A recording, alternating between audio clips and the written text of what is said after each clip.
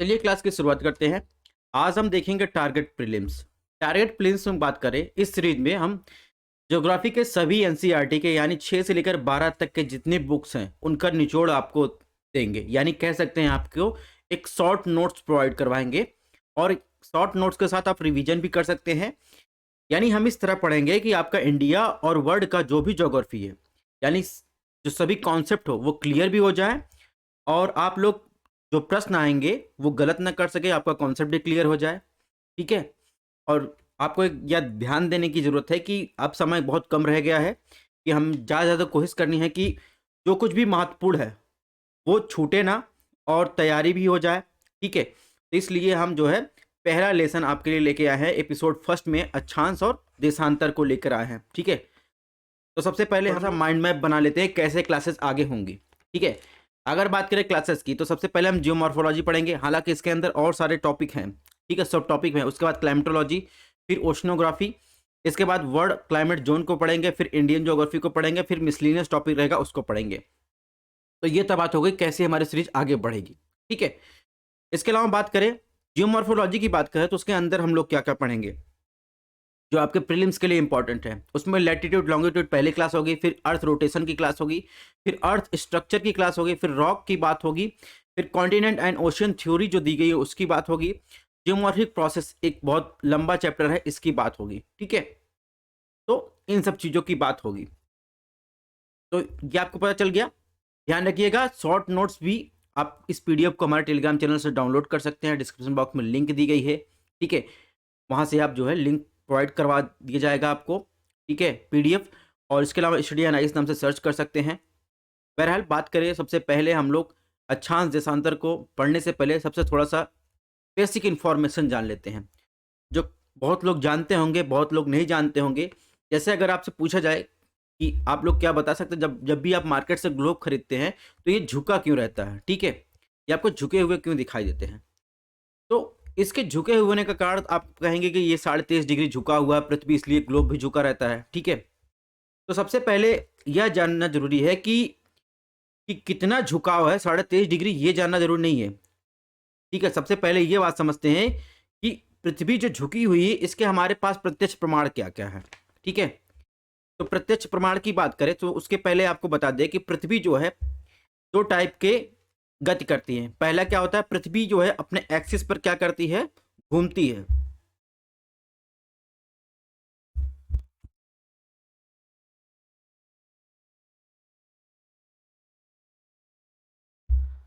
Sorry for disturbance.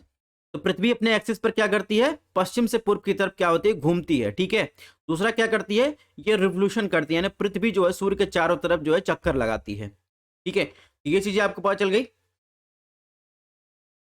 अब हमने क्या दो बात कही, पहली बात बताई कि सूर्य के चारों तरफ क्या कर रही पृथ्वी, चक्कर लगा रही है। दूसरा मैंने क्या कहा कि अपने धुरी पर क्या कर रही, घूम रही है। यानी आपको यहां पर ध्यान देना है कि पृथ्वी जो है सूर्य के चारों तरफ क्या है, रिवोल्यूशन कर रही है और अपने धुरी पर घूम रही है। दोनों में अंतर है, दोनों का प्रभाव भी अलग अलग होता है। यानी पृथ्वी का अपने धुरी पर घूमना और पृथ्वी का सूर्य के चारों तरफ परिक्रमा करना, ये दोनों में इसका प्रभाव भी अलग अलग होता है। इन्हीं प्रभाव में से एक प्रभाव होता है जिसका संबंध क्या है, इस झुकाव से, पृथ्वी के झुकाव से है, और जो हमें प्रमाण देता है कि पृथ्वी झुकी हुई है। ठीक है, बाकी अन्य जो प्रमाण की बात करें यानी रिवोल्यूशन रोटेशन की बात करें, उसका हम जो है एपिसोड 2 में हम लोग देखेंगे। अभी पहले हम लोग देखते हैं पृथ्वी जो 23.5 डिग्री झुकी हुई है, पृथ्वी का जो झुकाव है उसके प्रत्यक्ष प्रमाण का संबंध ये कैसे है। ठीक है, तो सबसे पहले बात करते हैं कि हम कैसे जानेंगे पृथ्वी झुकी हुई है। ठीक है, अगर सपोज पृथ्वी झुकी ना हुई होती तो क्या होता, तो सूर्य का प्रकाश जो है पृथ्वी के आधे भाग पर, यानी जो भाग जो है पूरे साल भर आप देखते हैं, पूरे साल भर जो है इसके सामने रहता है, यानी ये पृथ्वी है। ठीक है, इसके सामने, सूर्य के सामने, प्रकाश के सामने पृथ्वी का जो भाग रहता है वहां पर आपको क्या दिखाई देता, प्रकाश दिखाई देता, यानी दिन दिखाई देता। और एक तरफ क्या हमेशा क्या रहता है, अंधेरा रहता। ठीक है, यानी जो भाग पृथ्वी के सामने पड़ जाता। ठीक है, इसके अलावा दूसरा कारण क्या, दूसरा जो है आपको प्रभाव क्या दिखाई देता, अगर पृथ्वी सीधी होती और झुकी ना हुई होती तो आपको मौसम में बदलाव नहीं दिखाई देते। जो आप ठंडा, आप सर्दी, गर्मी, बसंत ऋतु महसूस करते हैं वो आपको बदलाव नहीं दिखाई देते। ठीक है, और इसके अलावा दोनों पोल पर आपको सिर्फ और सिर्फ जो है एक भाग पर आपको दिन दिखाई देता, ठीक है, आधा भाग वो भी अंधकार में डूबा हुआ दिखाई देता, ठीक है। लेकिन अगर बात करें पृथ्वी जो है 23.5 डिग्री झुकी होती तो क्या क्या प्रभाव मिलता, ठीक है। तो 23.5 डिग्री पृथ्वी झुकी होने पर बात करें तो ऐसा कुछ देखने को नहीं मिलता, यानी झुकाव के कारण ही हमें मौसम में बदलाव दिखाई देते हैं, ठीक है। और इसके अलावा हमें जो है सर्दी का मौसम, जैसे अभी हमारे यहाँ सर्दी है, धीरे धीरे गर्मी आ रही है, ठीक है। सूर्य का आप देखेंगे क्या हो रहा है, मकर रेखा से आप देखेंगे कर्क रेखा, विषुवत रेखा से आप देखेंगे फिर आएगा कर्क रेखा की तरफ, तो सूर्य का क्या हो रहा है, उत्तरायण हो रहा है, ठीक है। तो इसी के साथ साथ आप देखेंगे यहाँ पर 6 महीने का दिन और रात भी देखने को मिलेगी पोल पर घटना, ठीक है। अभी क्या होगा, अभी यहाँ अंटार्कटिका सर्किल पर जो है आप देखेंगे दिन दिखाई दे रहा होगा, आर्कटिक पर आपको रात दिखाई दे रही होगी। जैसे जैसे सूर्य का उत्तरायण होगा वैसे देखेंगे ये घटना आपको आर्कटिक सर्किल पर दिखाई देगी, यानी आर्कटिक सर्किल पर 6 महीने की रात, उसकी अपेक्षा आप देखेंगे यहाँ पर अंटार्कटिका पर आपको 6 महीने का दिन दिखाई देगा, सॉरी रात दिखाई देगी, ठीक है। चलिए कैसे होता है ये सब, इसको समझ लेते हैं, ठीक है। तो बात करें कैसे होता है, सपोज ये सूर्य है, सूर्य तो स्थिर है, इसकी परिक्रमा कौन कर रहा है, पृथ्वी कर रहा है। तो क्या है, पृथ्वी 23.5 डिग्री क्या हुई, झुकी हुई है, ठीक है। पृथ्वी 23.5 डिग्री झुकी हुई है, ठीक है। तो अभी हम लोग क्या, अभी हमारे यहाँ क्या है, ठंडी है, ठीक है। यानी आपको बता दें कि सूर्य का प्रकाश दिसंबर की बात कर रहा है, दिसंबर में क्या होता है, सूर्य जो है हमारा नॉर्थ हेमिस्फीयर में क्या ठंडी होता है, धीरे धीरे दिसंबर से जनवरी आते हैं तो ये कर्क रेखा से मकर रेखा की तरफ आती है, और आप देखेंगे 3-3 महीने का गैप होता है, 3-3 महीने में ये मौसम चेंज होता है, ठीक है। धीरे धीरे क्या होगा, ये सूर्य का प्रकाश आप देखेंगे तो विषुवत रेखा पर जो है सीधे पड़ेगा, ठीक है। तो मार्च महीने में, इसके बाद जून में आएंगे तो कर्क रेखा पर जो है आप देखेंगे, यानी नॉर्थ हेमिस्फीयर में आपको जो है गर्मी देखने को मिलेगी, साउथ हेमिस्फीयर में ठंडी देखने को मिलेगी, ठीक है। तो ये साइकिल चलता रहता है। तो ये आपको प्रमाण मिल गया कि पृथ्वी झुकी हुई है, जिसके कारण हमें मौसम में बदलाव दिखाई देते हैं। पोल पर आप देखेंगे, जैसे अभी बात करें वर्तमान समय की बात करें तो आपको अंटार्कटिका पर आपको ज्यादा प्रकाश दिखाई दे रहा होगा, आर्कटिक सर्किल पर आप देखेंगे तो कम प्रकाश यानी रात दिखाई दे रही होगी 6 महीने का। यही जब यहाँ पर कर्क रेखा पर सूर्य का प्रकाश पड़ेगा तो आर्कटिक सर्किल पर आपको प्रकाश दिखाई देगा, अंटार्कटिका पर जो है उसकी अपेक्षा जो है आपको रात दिखाई देगी, ठीक है। सूर्य का प्रकाश जो है, सूर्य का तिरछापन जो है बढ़ जाता है, ठीक है। तो ये तो हो गया बेसिक कॉन्सेप्ट जो है पृथ्वी झुकी हुई है, ठीक है। अब बात करते हैं अक्षांश और देशांतर की, यहां से हम लोगों की क्लासेस शुरू होती हैं, ठीक है। तो बात करें अक्षांश और देशांतर की,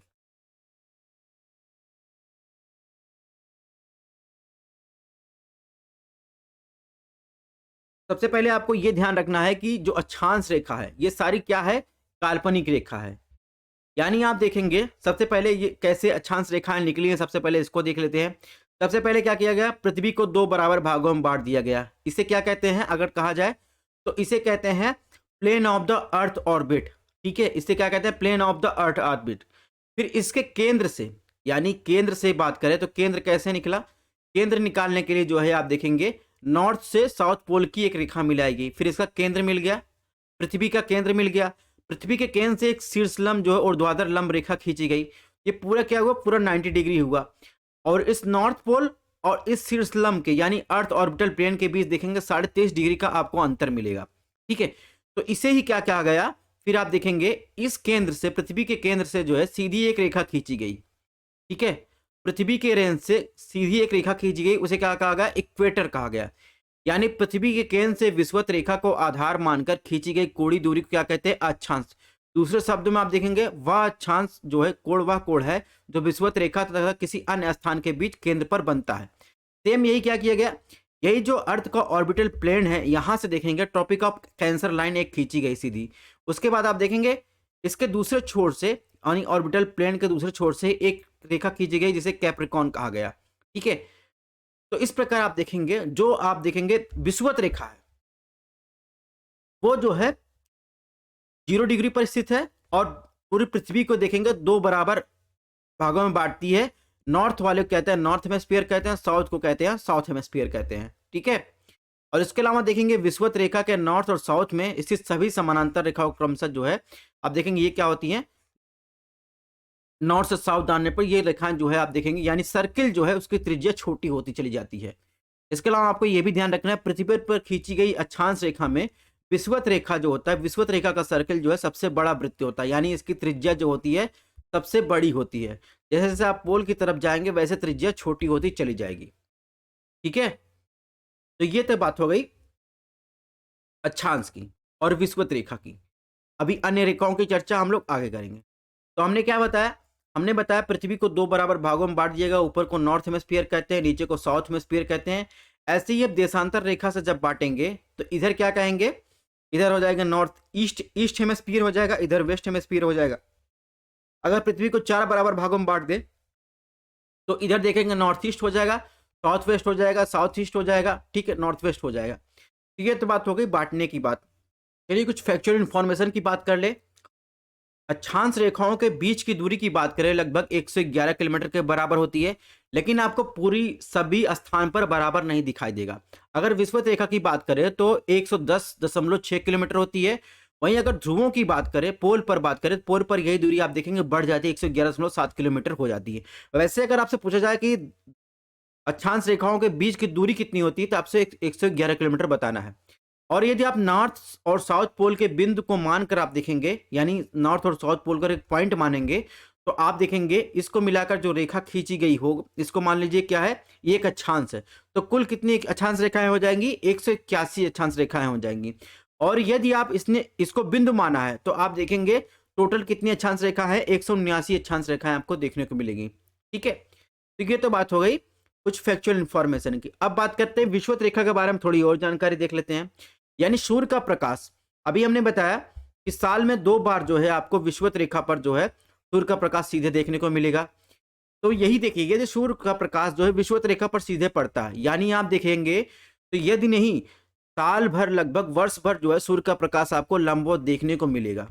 इसके फलस्वरूप क्या देखेंगे, इस एरिया का यानी इस अक्षांश का तापमान देखेंगे तो इसके बीच जो एरिया है, यानी आप देखेंगे 23.5 डिग्री नॉर्थ, 23.5 डिग्री साउथ के बीच, यानी कर्क और मकर रेखा के बीच का जो एरिया है, यहाँ पर आप देखेंगे तापमान आपको सबसे ज्यादा देखने को मिलेगा। और उसमें भी आप देखेंगे जो विषुवत रेखा है, विषुवत रेखा पर आपको तापमान सबसे ज्यादा देखने को मिलेगा। यहाँ पर वार्षिक और दैनिक तापांतर आपको कम देखने को मिलेगा, यानी वर्ष में जो तापमान की स्थिति रहेगी वो आपको बहुत ज्यादा इधर उधर नहीं दिखाई देगी, लगभग समान रहता है। और दिन का जो तापमान रहेगा उसका अंतर भी आपको कम दिखाई देगा। और इसके साथ साथ आप विषुवत रेखा की बात करें, कर्क और मकर रेखा को छोड़ दीजिए, तो विषुवत रेखा पर आप देखेंगे तो दिन और रात की अवधि आपको बराबर देखने को मिलेगी।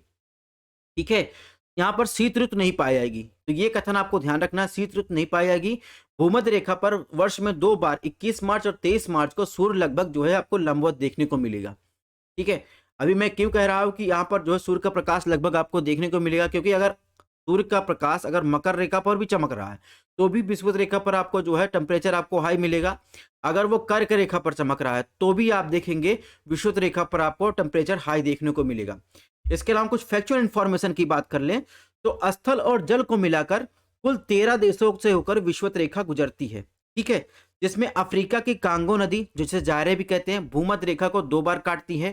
ठीक है, इसके अलावा भूमध्य रेखा की बात है, केन्या, युगांडा, तंजानिया की सीमा पर आप देखेंगे तो यहाँ पर है एक विक्टोरिया लेक, जहाँ से नाइल रिवर निकलती है, तो यहीं से होकर गुजरती है। इसके अलावा उन देशों का लिस्ट दिया गया है, इसको आपको देख लेना है। इसके अलावा बात करें तो भूमध्य रेखा पर आप देखेंगे गुरुत्वाकर्षण बल का मान कम होता है। कम क्यों होता है, तो आप देखेंगे भूमध्य रेखा पर गुरुत्वाकर्षण का बल का मान कम होता है, जबकि पोल की तरफ जाने पर यह क्रमशः बढ़ता है। ऐसा क्यों होता है दोस्तों, इसका कारण यह है कि पृथ्वी का घूर्णन के कारण क्या होता है।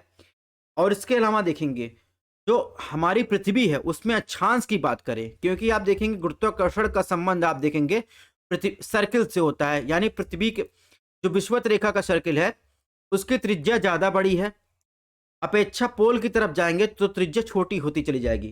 कहने का मतलब जो गुरुत्वाकर्षण बल होता है उसके आप व्युत्क्रमानुपाती होता है त्रिज्या के, यानी अगर जी का मान आप देखेंगे, जी का मान अगर कम होगा, ग्रेविटेशनल बल का मान कम होगा, तो आप देखेंगे रेडिएशन, यानी रेडिएशन जो आपको ज्यादा देखने को मिलेगी। ठीक है, और अगर जी का मान आपको ज्यादा होगा, यानी ग्रेविटेशनल फोर्स का मान, ग्रेविटेशनल बल का मान आपको ज्यादा देखने को मिलेगा, तो वहीं त्रिज्या जो है आप देखेंगे वो कम देखने को मिलेगी। ठीक है। तो देखेंगे जी का मान कहाँ कम है, जी का मान आप देखेंगे विषुवत रेखा पर कम है, तो इसकी त्रिज्या भी आपको जो है ज्यादा देखने को मिलेगी। और अगर देखेंगे पोल पर ग्रेविटेशनल फोर्स का मान ज्यादा है, तो वहां पर आप रेडिएशन आपको कम देखने को मिलेगा, यानी त्रिज्या आपको कम देखने को मिलेगी। ठीक है। और गुरुत्वाकर्षण बल को एक दूसरे नाम से भी जानते हैं, अविकेंद्री बल के रूप में भी कहते हैं, यानी वह बल जो पृथ्वी के केंद्र की तरफ लगता है वो क्या कहते हैं, गुरुत्वाकर्षण बल या अविकेंद्री बल कहते हैं। ठीक है। तो ये आपको कॉन्सेप्ट समझ में आ गया कि पृथ्वी विषुवत रेखा से ध्रुवों की तरफ जाने पर त्रिज्या का मान कम होता है। ठीक है। जिसके कारण आप देखेंगे विषुवत रेखा पर गुरुत्वाकर्षण बल कम होता है और पोल पर गुरुत्वाकर्षण बल ज्यादा होता है। और पोल पर सर्वाधिक होने का कारण क्या है, पृथ्वी पोल पर चपटी हुई है और इसके कारण जो है आप देखेंगे त्रिज्या का मान कम हो जाता है। ठीक है। पृथ्वी का स्ट्रक्चर कैसा है, पृथ्वी की आकृति आप देखेंगे जियोइड है। जियोइड का मतलब क्या होता है, पृथ्वी के आकार, इसका अर्थ क्या है, पृथ्वी के आकार, यानी भूमध्य रेखा पर पृथ्वी क्या है, उभरी हुई है। जबकि आप देखेंगे इसका कारण क्या है, केंद्र अपसारी बल, जो केंद्र के बाहर की तरफ लगता है तो उसे क्या कहते हैं, केंद्र अपसारी बल है। ठीक है। और जबकि पृथ्वी देखेंगे गुरुत्वाकर्षण खिंचाव कार्ड देखेंगे पोल पर क्या है, चिपटी हुई है। ठीक है। तो ये तो बात हो गई भूमध्य रेखा पर जो है क्यों आप देखेंगे गुरुत्वाकर्षण का बल का मान कम है, पोल पर क्यों ज्यादा है, भूमध्य रेखा पर पृथ्वी क्यों उभरी हुई है, पोल पर क्यों चपटी हुई है। तो बेसिक कॉन्सेप्ट आई होप आप लोगों को क्लियर हो गया होगा। नेक्स्ट बात करते हैं कर्क रेखा की। तो कर्क रेखा की बात करें तो जैसे ही सूर्य का जो है आप देखेंगे, सूर्य का प्रकाश जो है कर्क रेखा पर आप देखेंगे, क्या हो गया,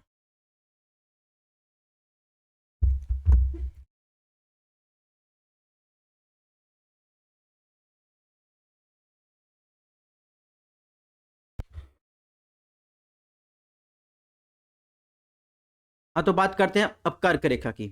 कर्क रेखा की बात करें तो कर्क रेखा का मतलब क्या हुआ, सूर्य मकर रेखा से धीरे धीरे विषुवत रेखा की तरफ आया, विषुवत रेखा से ये कर्क रेखा की तरफ गया। तो कर्क रेखा का संबंध आप देखेंगे 23.5 डिग्री नॉर्थ से है। ठीक है। इस पर क्या होता है, नॉर्थ हेमिस्फीयर में इस समय गर्मियां शुरू हो जाती है। 21 जून को सूर्य कर्क रेखा पर लंबवत होता है। तो आप देखेंगे आर्कटिक सर्किल की अपेक्षा आप देखेंगे अंटार्कटिका, आर्कटिक वृत्त पर देखेंगे अंटार्कटिका की अपेक्षा आपको सूर्य का प्रकाश ज्यादा देखने को मिलेगा। इस प्रकार देखेंगे 6 महीने का आपको दिन भी देखने को मिलेगा। मैंने बताया कि 23.5 डिग्री का निर्धारण कैसे किया गया है। ठीक है। ये भी मैंने आपको समझा दिया है। ये तो बात हो गई कर्क रेखा की। अब कर्क रेखा पर स्थित देशों की बात करें तो स्थल और जल सीमा को मिलाकर 18 देशों से होकर गुजरती है। कर्क रेखा की जलीय सीमा की बात करें तो हिंद महासागर, अटलांटिक महासागर, प्रशांत महासागर, ताइवान की जलसंधि की बात करें रेड सी और मैक्सिको की खाड़ी से ये गुजरती है। वही कर्क रेखा देखेंगे मिस्र के नासिर झील से होकर गुजरती है। और भारत की बात करें, भारत में माही रिवर जो है इसको 2 बार काटती है। तो ये कुछ फैक्चुअल इंफॉर्मेशन हो गई कर्क रेखा के बारे में। ठीक है। तो ये रिवीजन सीरीज है, टू द पॉइंट सीरीज है, इसलिए जो चीज जरूरी है वही चीज हम आपको बता रहे हैं। अब कर्क रेखा के बारे में अगर भारत की बात करें तो भारत में कर्क रेखा कौन कौन से राज्यों से होकर गुजरती है, तो 23.5 डिग्री की बात करें तो 8 राज्यों से होकर गुजरती है।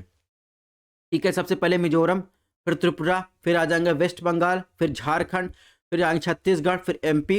एमपी के बाद अगर बात करें तो आ जाएंगे राजस्थान, राजस्थान के बाद गुजरात। ठीक है। तो 8 राज्यों से होकर गुजरती है। तो ये तो बात हो गई कर्क रेखा की। अब बात करेंगे मकर रेखा। मकर रेखा की बात करें तो मकर रेखा जो है, मकर रेखा का मतलब सूर्य जो है घूमते घूमते फिर आया विषुवत रेखा पर, विषुवत रेखा से फिर आया मकर रेखा पर। यानी अभी जो वर्तमान स्थित है, अभी सूर्य का प्रकाश जो है मकर रेखा से थोड़ा ऊपर बढ़ रहा है, सूर्य का धीरे धीरे क्या हो रहा है, दक्षिणा उत्तरायण हो रहा है। ठीक है। यानी साउथ हेमिस्फीयर में इस टाइम क्या होता है, गर्मी होती है। ठीक है। सूर्य का प्रकाश क्योंकि मकर रेखा पर गर्म लंबवत पड़ रहा है। नॉर्थ हेमिस्फीयर में जहां अभी हम लोग हैं वहां पर ठंडी होती है, अर्थात 23 दिसंबर को जो है सूर्य मकर रेखा पर लंबवत होता है। ठीक है। अंटार्कटिका पर बात करें, अंटार्कटिका सर्किल पर आप देखेंगे आर्कटिक सर्किल की अपेक्षा आपको सूर्य का प्रकाश ज्यादा प्राप्त होगा। तो देखेंगे इसकी आर्कटिक की अपेक्षा आप देखेंगे वहां पर आपको नाइट 6 महीने की नाइट देखने को मिलेगी, अंटार्कटिका पर आपको 6 महीने का दिन देखने को मिलता है। ठीक है। इसके अलावा बात करें मकर रेखा पर स्थित अगर देशों की बात करें तो 12 देशों से होकर गुजरती है। ठीक है। तो जैसे अगर बात करें ऑस्ट्रेलिया हो गए, मेडागास्कर हो गए, मोजम्बिक हो गए, Botswana, Namibia, south Africa, tonga, और ब्राज़ील, अर्जेंटीना, चिली, पराग्वे और इस फ्रांस का एक आइलैंड है फ्रेंच पेनिनसुला, ठीक है? तो यहाँ से होकर गुजरता है। इसके अलावा अगर पूछा जाए आपसे हॉर्स लैटिट्यूड किसे कहते हैं? तो हॉर्स लैटिट्यूड प्रीलिम्स के लिए आपको ध्यान रखना है। तो हॉर्स लैटिट्यूड जो होता है 30 से 35 डिग्री के बीच देखेंगे तो सब पोलर हाई प्रेशर बेल्ट होता है, ठीक है? इसे ही क्या कहते हैं? और ये नॉर्थ और साउथ हेमिस्फीयर दोनों में जो है पाया जाता है हॉर्स लैटिट्यूड। क्यों कहते हैं? ऐसा माना जाता है कि जब व्यापारिक जहाज जो है गुजरते थे तो यहाँ पर जो अनिश्चित पवनें होती थी इनके जहाज को एकदम हिला देती थी। तो यहाँ पर जो है घोड़े के व्यापार किया जाता है, तो घोड़ों को ये लोग पानी में फेंक देते थे, इसीलिए इसे क्या कहा जाता है? हॉर्स लैटिट्यूड कहा जाता है, ठीक है? अब बात करेंगे आर्कटिक सर्किल की, ठीक है? आर्कटिक सर्किल की बात करें तो आर्कटिक सर्किल पर जैसा कि आपको पता है सूर्य का प्रकाश तो कर्क रेखा और मकर रेखा के बीच ही जाता है, क्योंकि पृथ्वी की अच्छी झुकाव के कारण 23.5 डिग्री पृथ्वी झुकी हुई है। इसलिए जो है आर्कटिक जो यानी सन का प्रकाश जो है, सूर्य का प्रकाश इसके आगे नहीं जा सकता, ठीक है? अगर बात करें आर्कटिक सर्किल की बात करें तो सूर्य की रोशनी यहाँ पर तिरछी पड़ती है और यहाँ पर अत्यधिक जो है कोल्ड क्लाइमेट बना रहता है। अगर आर्कटिक रीजन की बात करें तो कौन कौन सा देश आर्कटिक सर्किल पर स्थित है? तो Canada, Greenland, Iceland, Norway, Sweden, Finland, Russia, USA, ठीक है? यूएसए में अलास्का वाला पार्ट आ जाएगा। तो 8 कंट्री इसमें स्थित है। इसके अलावा आर्कटिक सर्किल पर आप देखेंगे तो कनाडा में एक लेक है ग्रेट बियर लेक, तो वो आर्कटिक सर्किल पर आपको देखने को मिलेगा। इसके साथ ही साथ कुछ न्यूज था उसको भी यहीं में इसी में कवर कर लेते हैं। आर्कटिक काउंसिल न्यूज में थी, इसका मुख्यालय कहाँ है? इसका मुख्यालय नॉर्वे ट्रोम्स में है, ठीक है? भारत इसका पर्यवेक्षक राष्ट्र यानी ऑब्जर्वर स्टेटस दिया गया है। इसके अलावा ओटावा घोषणा पत्र के माध्यम से 8 आर्कटिक देशों राष्ट्रों द्वारा स्थापित किया गया था, जिनके बारे में हमने यहाँ बताया। 8 जो है आर्कटिक सर्किल पर स्थित जो है देश है, इन्हीं के बारे में बात कर रहा है। 2014 में भारत में आर्कटिक में आप देखेंगे फॉजार्ड इंडिया आर्क नामक एक मल्टी सेंसर मूड वेधशाला तैनात की थी। 2013 से भारत आर्कटिक परिषद का एक ऑब्जर्वर स्टेटस प्राप्त हुआ है उसको। इसके अलावा 1920 में स्लॉबार्ड संधि में एक हस्ताक्षर करता भी है। 2008 से बात करें तो भारत में एक आर्कटिक में नॉर्वे का स्लॉबार्ड में हिमाद्री एक रिसर्च स्टेशन भी है। तो आपको ध्यान रखना है कि हिमाद्री कहाँ है? आर्कटिक सर्किल पर है। अब बात करते हैं अंटार्कटिका। अंटार्कटिका की बात करें यानी वर्तमान की बात करें, अभी क्या है? सूर्य का प्रकाश आप देखेंगे तो मकर रेखा पर पड़ रहा है। तो अंटार्कटिका की बात करें इस टाइम देखेंगे तो इस टाइम यहाँ पर गर्मियाँ शुरू होती हैं, ठीक है? और 23 दिसंबर की बात करें सूर्य मकर रेखा पर लंबवत होता है, ठीक है? तो इसकी बात हम लोग कर ही चुके हैं। अब थोड़ा सा करंट अपडेट कर लेते हैं हम लोग। तो हाल ही में भारत को अंटार्कटिका का स्थायी सदस्य बने निवासी बने 40 साल हो गए हैं।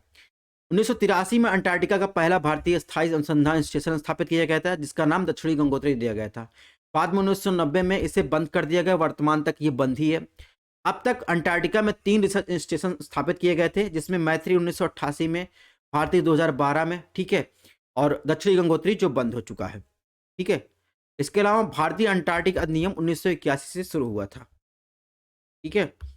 अब बात करें कि अभी मैंने बताया सूर्य का प्रकाश सिर्फ कर्क और मकर रेखा के बीच क्यों जो है चमकता है, ठीक है? तो ये ध्यान रखना है सूर्य क्या है? सूर्य एक स्थिर है और पृथ्वी जो है 23.5 डिग्री झुकी हुई है। तो इसी के कारण आप देखेंगे तो कितना भी कोशिश कर लीजिए, इसी झुकाव कार्ड देखेंगे तो हमेशा विषुवत रेखा, कर्क रेखा, मकर रेखा ही सामने आएगी, ठीक है? तो ये पोल साइड सामने नहीं आता, ठीक है? तो पृथ्वी के झुकाव के कारण कोई सवाल ही नहीं उठता कि सूर्य का प्रकाश जो है नॉर्थ और साउथ पोल यानी कर्क और मकर रेखा के आगे जाए। अर्थ के हिट जोन के बारे में तो हमेशा आप ध्यान रखिए, कोई भी काम होता है इस पूरे यूनिवर्स में या पूरी दुनिया में, तो सूर्य जो है हमेशा केंद्र रहता है एनर्जी के रूप में, ठीक है? तो जहाँ पर सनलाइट जो है मोस्टली जो आप देखेंगे डायरेक्टली पड़ती है, ठीक है? यानी कर्क और मकर रेखा के बीच, ठीक है? इसे ट्रॉपिक ऑफ कैंसर और ट्रॉपिक ऑफ कैप्रिकॉन के बीच ये क्या होता है? अक्सर देखेंगे तो मोस्ट ऑफ जो है सनलाइट जो है आपको डायरेक्टली आपको देखने को मिलेगी। जैसे जैसे आप देखेंगे तो यहाँ पर जो है इसका एंगल जो है तिरछापन आपको देखने को मिलेगा। तो इसी के आधार पर पूरे पृथ्वी को 3 हीट जोन में डिवाइड किया गया है। एक है ट्रॉपिकल हीट जोन, ठीक है? यानी इक्वेटर ट्रॉपिक ऑफ कैंसर से लेकर कैप्रिकॉन के बीच, ठीक है? जहाँ पर सूर्य का प्रकाश अक्सर लंबवत ही रहता है, ठीक है? टेम्परेट हीट जोन और पोलर यानी फ्रीज जोन की बात कर रहे हैं। यानी अगर इक्वेटर की बात करें या अगर बात करें ये ट्रॉपिकल जोन की बात करें तो यहाँ सूर्य की किरणें लगभग जो है लंबवत रहती हैं, ऊष्मा अधिक प्राप्त होती है। इसके अलावा अगर टेम्परेट जोन की बात करें तो सूर्य किरणें कभी लंबवत नहीं होती हैं, ठीक है। पोल की तरफ सूर्य की किरणें झुकाव ज़्यादा होता है, इसलिए तापमान में कमी आती है। तो ध्यान रखिएगा, अर्थ को मेनली 3 हीट ज़ोन में डिवाइड किया गया है। एक तो जहाँ पर सूर्य की किरणें हमेशा लगभग लंबवत रहती हैं, यानी कर्क और मकर रेखा के बीच में। दूसरा आप देखेंगे सूर्य के किरणें के तिरछापन के कारण आप देखेंगे टेम्परेट ज़ोन और पोलर ज़ोन में डिवाइड किया गया है। नेक्स्ट बात करें तो कुछ कॉन्सेप्ट आपने पढ़े होंगे या फिर हो सकता है कि आप जो है ऐसे जब अक्षांश को आप किसी कंट्री के साथ पढ़ते हो तो ऐसे ही पढ़ लेते हो, आपको हो सकता है समझ में ना आता हो। तो भारत के संदर्भ में हम समझते हैं कि भारत के अक्षांश को नॉर्थ लोकेशन में जब हम लोग पढ़ते हैं कि 8 डिग्री 4 मिनट से 37 डिग्री 6 मिनट नॉर्थ लिखा होता है, इसका मतलब क्या होता है? सबसे पहले आपको पता रहना चाहिए कि पृथ्वी को जो है equator, tropic of cancer, tropic of capricorn में बांटते हैं। तो इक्वेटर जो है पृथ्वी को 2 भागों में बांट देता है, यानी नॉर्थ हेमिस्फीयर, साउथ हेमिस्फीयर में। और वहीं अगर पृथ्वी को 4 भागों में बांटा जाए तो इधर वाला ईस्ट हो जाएगा, ठीक है, इधर वाला ईस्ट हो जाएगा, इधर वाला वेस्ट हो जाएगा, इधर वाला नॉर्थ हो जाएगा, इधर वाला साउथ हो जाएगा। तो भारत कहाँ है? भारत है नॉर्थ में, नॉर्थ में है। अगर देशांतर की बात करें, ठीक है, तो देशांतर की बात करें तो ये क्या हो जाएगा? ईस्ट देशांतर हो जाएगा, ठीक है। और अगर अक्षांश की बात करें, अक्षांश क्या हो जाएगा? नॉर्थ हेमिस्फीयर हो जाएगा, ठीक है। तो इसी प्रकार आप देखेंगे भारत की अगर अक्षांशीय स्थिति की बात करेंगे तो 8 डिग्री, ठीक है, 8 डिग्री 4 मिनट नॉर्थ से लेकर 37 डिग्री 6 मिनट नॉर्थ इसीलिए लिखा जाता है क्योंकि पृथ्वी को जो है आप देखेंगे इस तरीके से डिवाइड करके, तो जो कॉन्टिनेंट इस एरिया में स्थित है वो पूरा का पूरा अक्षांशीय स्थिति की बात करें पूरा नॉर्थ लिखा जाएगा, और अगर देशांतरी स्थिति की बात करें तो उसे ईस्ट से डिनोट किया जाएगा, ठीक है। अब बात करते हैं देशांतर की। तो देशांतर की बात करें सबसे पहले क्या हुआ, इसमें देखेंगे इक्वेटर से पृथ्वी को 2 बराबर भागों में बांटा गया। ऐसे देशांतर की बात करें तो 2 पोलों को मिलाने वाली यानी नॉर्थ पोल और साउथ पोल को मिलाने वाली रेखा क्या कहते हैं? देशांतर रेखा कहते हैं, ठीक है। यानी उत्तरी और दक्षिणी ध्रुवों को प्रधान मध्याह्न रेखा मिलाती है, इसे क्या कहते हैं? देशांतर रेखा कहते हैं, ठीक है। यानी पूर्व और पश्चिम में खींची गई रेखाओं को देशांतर रेखा कहते हैं। ये देखेंगे अर्धवृत्ताकार होती हैं। तो ये तो आप 2D डायमेंशन है, 3D नहीं दिखा रहे हैं। ये क्या होती है? पूरी अर्धवृत्ताकार होती हैं, ठीक है। यानी इन रेखाओं के बीच की दूरी की बात करें तो विषुवत रेखा पर आप देखेंगे देशांतर रेखाओं के बीच की दूरी सबसे ज़्यादा होती है, और पोल पर जाएंगे, पोल पर शून्य आपको दिखाई दे क्योंकि ये एक बिंदु पर जाकर मिल जाती हैं। चलिए आपको 2D डायग्राम में इसको दिखाते हैं। तो ये देखिए क्या होता है, मैंने कहा अर्धवृत्ताकार होती हैं। टोटल आप देखेंगे कितने 3 देशांतर रेखाएं हैं, टोटल आपको 360 देशांतर रेखाएं देखने को मिलेंगी, ठीक है। 180 डिग्री पूर्व, 180 डिग्री पश्चिम, ठीक है। ये एक ही परिस्थिति है लेकिन टोटल आप देखेंगे 360 देशांतर रेखाएं आपको देखने को मिलेंगी। इसके अलावा अक्षांश वृत्त के विपरीत आप देखेंगे देशांतर रेखाओं की लंबाई बराबर होती है, ठीक है। देशांतर रेखाओं की गणना में कठिनाई ना हो इसीलिए क्या किया गया है, लंदन के ग्रीनविच से वहां से एक लाइन गुजारी गई जिससे देशांतर रेखा को आधार बनाने की गणना शुरू की गई। इसे क्या कहते हैं? 0 डिग्री या प्रधान मध्याह्न रेखा कहते हैं, ठीक है। इसके बाएं की ओर रेखाएं पश्चिमी देशांतर, दाएं की ओर जो है क्या होती हैं? पूर्वी देशांतर कहलाती हैं, ठीक है।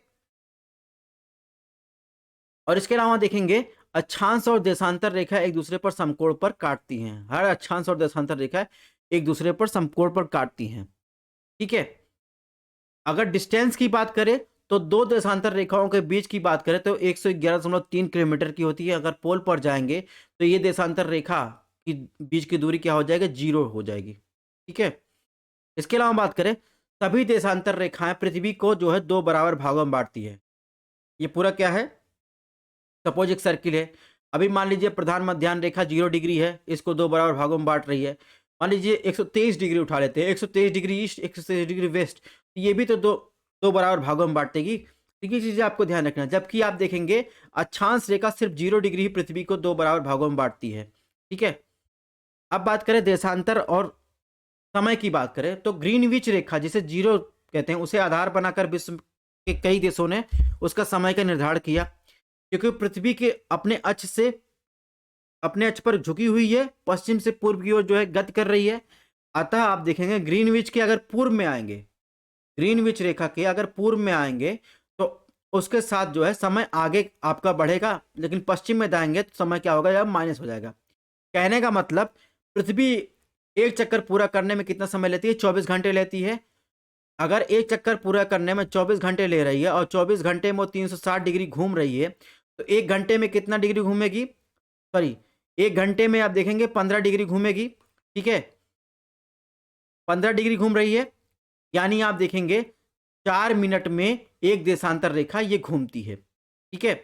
इस प्रकार से समय का निर्धारण भी किया जाता है। अभी हम बात करेंगे कि प्रधान मध्याह्न रेखा से यानी ग्रीनविच लाइन से भारत की जो देशांतर रेखा की लाइन है, यानी आप देखेंगे 82.5 डिग्री जो मानक निर्धारित किया गया है भारत के लिए, 5.5 घंटा का अंतर दिखाई देता है, वो यहीं से कैलकुलेट होगा, ठीक है?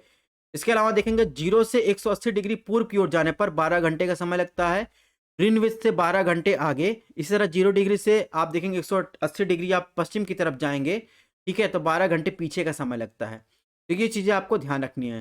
ग्रीनविच रेखा कहाँ कहाँ से गुजरती है? तो यूके, फ्रांस, स्पेन, अल्जीरिया, माली और इसके अलावा आ जाएंगे बुर्किना फासो, टोगो, गुयाना, ठीक है, और गिनी की खाड़ी से गुजरता है। भारत के ग्रीनविच टाइम की बात करें तो 5.5 घंटा आगे है, ठीक है? तो ये चीज़ें आपको ध्यान रखनी है। भारत की प्रधान मध्याह्न रेखा की बात करें तो भारत की प्रधान मध्याह्न रेखा क्या है? 82.5 डिग्री ईस्ट है। तो यहाँ पर क्या लिखा गया? ईस्ट, यानी देशांतर रेखा की बात कर रहा है, ठीक है? तो ये कहाँ कहाँ से गुजरती है? तो आप देखेंगे उत्तर प्रदेश के मिर्जापुर से, मध्य प्रदेश से, छत्तीसगढ़, उड़ीसा और आंध्र प्रदेश से ये गुजरती है, ठीक है? तो अभी हमने बताया कि ये कहाँ ईस्ट में स्थित है, ठीक है? नॉर्थ हेमिस्फीयर हो गया पूरा और इधर वाला ईस्ट हो गया, तो इसीलिए देशांतर रेखा की गणना हम लोग कहाँ करेंगे? ईस्ट में करेंगे, ठीक है? इसके अलावा आपको बता दें कि जो देशांतर रेखा है भारत में, तो ईस्ट से यानी 68 डिग्री 7 मिनट ईस्ट से लेकर 97 डिग्री 25 मिनट के बीच जो है 29 देशांतर रेखाएं पाई जाती हैं। यानी आप देखेंगे 1 डिग्री में 4 मिनट चलता है, तो 29 देशांतर रेखा पार करने में हमको कितना? 16 मिनट लगेगा, ठीक है? तो इस प्रकार आप देखेंगे कि पश्चिम से पूर्व की अपेक्षा देखेंगे 2 घंटे का आपको अंतर देखने को मिलेगा, जिसकी चर्चा हम लोग आगे करेंगे। अब बात करते हैं वर्ल्ड क्लॉक या लोकल टाइम, ठीक है? पूरे वर्ल्ड की बात करें तो किसी स्थान पर जब सूर्य आपके सीधे सर के ऊपर होता है, तो आप देखेंगे घड़ी में दोपहर के 12 बजे होते हैं, ठीक है? तब वो उस स्थान का स्थानीय मान होता है, ठीक है? एक ही देशांतर पर स्थित सभी स्थानों का मान समय समान होता है, ठीक है? और पूरे विश्व को जो है 24 टाइम जोन में डिवाइड किया गया है। और अभी हमने बताया 29 देशांतर का जो है आपको अंतर देखने को मिलेगा। तो आप देखेंगे अरुणाचल प्रदेश और गुजरात के बीच आप देखेंगे तो 2 घंटे का आपको अंतर देखने को मिलेगा। इसका मतलब अरुणाचल प्रदेश में सुबह 4 बजे सूर्योदय होता है, तो गुजरात में ये सूर्योदय 6 बजे होगा, ठीक है? इसके अलावा कुछ फैक्चुअल इन्फॉर्मेशन की बात करें तो सबसे पूर्वोत्तर बिंदु आपसे पूछा जाए तो अरुणाचल प्रदेश में किबिथु गांव है, सबसे भारत का पूर्वोत्तर बिंदु है। सबसे पश्चिमोत्तर बिंदु पूछा जाए तो आपको बताना है, ठीक है? सबसे पश्चिमोत्तर बिंदु कहाँ आपको मिलेगा? ये मिलेगा मोटा गुहार गुजरात में, ठीक है? ये सबसे पश्चिमोत्तर बिंदु है। तभी हमने बताया भारत को 24 पूरे वर्ल्ड में 24 टाइम जोन में विभाजित किया गया है। अगर आपसे पूछा जाए विश्व में सबसे ज्यादा टाइम जोन किस देश के पास है, तो फ्रांस के पास आप देखेंगे 12 टाइम जोन है। यहाँ यानी वहां पर जो है 12 घड़ियां इस्तेमाल की जाती हैं, 12 टाइम जोन आपको अलग अलग देखने को मिलेगा। रशिया के पास 11, यूएसए के पास 11, ऑस्ट्रेलिया के पास 9, ठीक है? भारत के पास कितना है? भारत के पास 1 टाइम जोन है, ठीक है? तो हम जिस रेखा की बात कर रहे थे, किस रेखा की बात? अंतरराष्ट्रीय तीर्थ रेखा की बात कर रहे थे। यानी अंतरराष्ट्रीय तीर्थ रेखा की तरफ अगर पूर्व की तरफ आएंगे तो आप एक दिन का जो है लॉस करेंगे, सॉरी, एक दिन का जो है आप गेन करेंगे। पश्चिम की तरफ जाएंगे, एक दिन का लॉस करेंगे, ठीक है? तो ये चीजें आपको ध्यान रखनी है। और पृथ्वी पर खींची गई 180 डिग्री की बताए, ये काल्पनिक है कि अंतरराष्ट्रीय तीर्थ रेखा कराती है, प्रशांत महासागर के बीच से खींची गई है। साइबेरिया और अलास्का को दूर रखने के लिए इसे क्या किया गया? 75 डिग्री पर जो है ये देखेंगे पूर्व की ओर जो है घुमाकर जो है ये रेखा खींची गई है, ठीक है? ये बातें हो गई। अब कुछ फैक्चुअल इंफॉर्मेशन की बात कर ले। जहां तक बात करें 0 डिग्री देशांतर रेखा की बात करें तो उसे 0 डिग्री अक्षांश पर कहाँ काटती है? तो आप देखें गिनी की खाड़ी में काटती है। और इसके अलावा 0 डिग्री देशांतर रेखा की बात करें तो कर्क रेखा को जो है आप देखेंगे कहाँ काटती है? कर्क रेखा को ये कहाँ काटती है? अल्जीरिया पर काटती है। और 0 डिग्री देशांतर रेखा मकर रेखा को कहाँ काटती है? मकर रेखा को आप देखें अटलांटिक महासागर में नामीबिया के पश्चिम में काटती है। वहीं 0 डिग्री देशांतर रेखा आप देखेंगे आर्कटिक सर्कल में नॉर्वेजियन सी को काटती है, ठीक है। और इसके अलावा 0 डिग्री की बात करें, 0 डिग्री देशांतर रेखा आप देखेंगे तो यहाँ पर घाना की राजधानी आप देखेंगे, तो घाना की राजधानी आप देखेंगे अक्रा जो है यहीं पर स्थित है। और इसके अलावा देखेंगे यहाँ पर घाना की सबसे बड़ी लेक आप देखेंगे, लेक वोल्टा आपको यहीं से गुजरती हुई देखने को मिलेगी, ठीक है। तो इस प्रकार हमने क्या किया, हमने अक्षांश और देशांतर के basic concept plus applied concept ये सब देख लिया। सारी चीज़ें आपको एनसीईआरटी में नहीं मिलेंगी, कुछ जो आपको ये बुक से भी प्रोवाइड की जा रही हैं। तो मिलते हैं नेक्स्ट लेक्चर में पृथ्वी के परिक्रमण के साथ।